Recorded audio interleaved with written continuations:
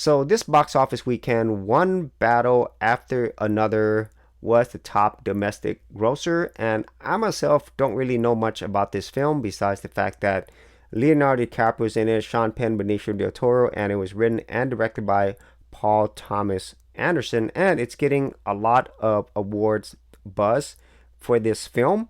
And overall, this film did, I guess, well for this type of movie. It grossed around $48.5 million worldwide, which is, like I said, good for this type of film. It is not an action film. It's not a franchise film. It's just something that is different, more dramatic, does have some action, but it's one of those award type films that typically don't do as well at the box office. And it still remains to be seen whether or not this is going to do really well at the end, because the current production budget here is 140 million. With marketing, and everything else, it's probably going to have to make around 300 million or close to that to break even. But if it gets a lot of buzz, then more than likely it will get to profitable status. But this movie isn't really the one that I want to talk about today, because the one that I want to talk about is one that isn't a film out of the US, and that is Demon Slayer Kimetsu no Yaiba.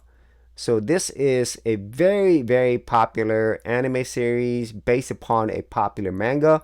And so far, it's grossed $602,816,000 worldwide.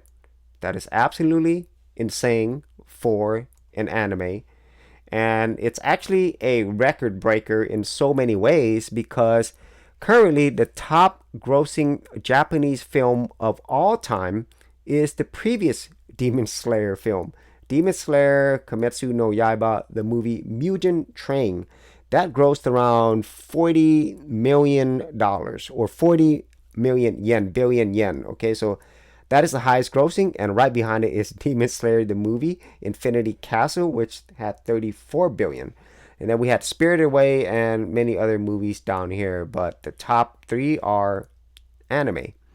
And this is important because I feel that with a lot of these international films, they're doing something that Hollywood is really not doing anymore, or hasn't been doing for a long time.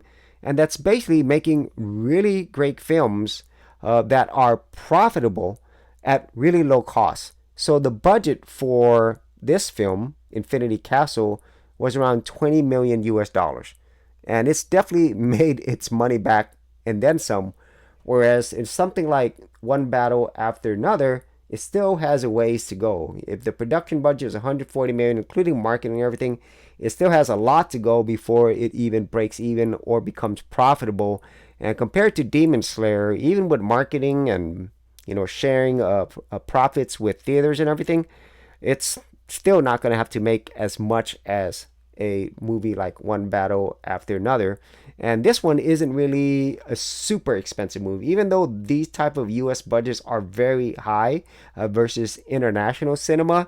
It's still not as high as some of the more big blockbuster movies coming out of the US.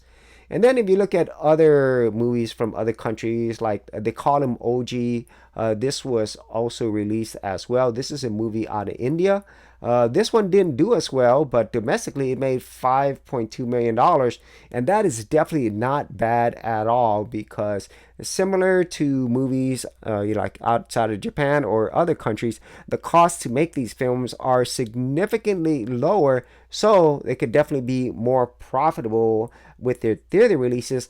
And they can be more profitable in other areas when it comes to merchandise, streaming, and so forth, where these movies here, they're going to have to make a lot more money, even including all these other options or other outlets, in order to be profitable in the end, or even just break even.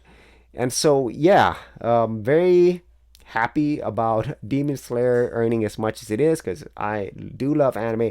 I really do enjoy the show. I haven't read the manga, but it just goes to show that you don't have to spend anywhere near what movies out of Hollywood and the United States are spending.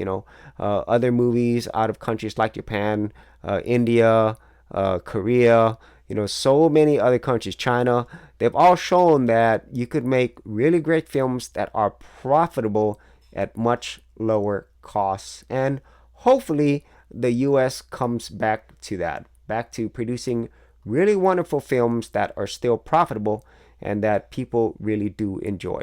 So if you actually had any thoughts on this, be sure to leave in the comments area below, and I'll see you on another episode.